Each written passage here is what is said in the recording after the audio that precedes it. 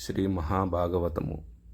వ్యాసభగవానుడు సరస్వతీదేవిని ప్రార్థన చేస్తూ ఇలా అంటున్నాడు. క్షోని తలంబునన్నుదురు సోకుగ మ్రొక్కి నుతింతు సైకత శ్రోనికి జంచరీక చయ సుందర వేనికి రక్షితామర శ్రేణికి దోజజాతభవ చిత్త వశీకరణైక వానికిన్ వానికి నక్షదామ శుకవారిజ పుస్తక రమ్య పానికిన్.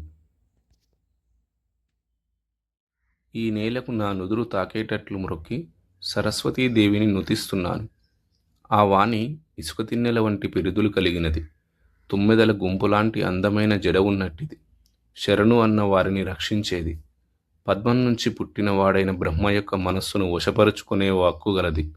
జపమాల, చిలుక, పద్మం, పుస్తకం వంటి వాటిని తన రమ్యమైన చేతులందు దాల్చినట్టిది. అటువంటి సరస్వతీదేవికి నేను మ్రొక్కుతున్నాను.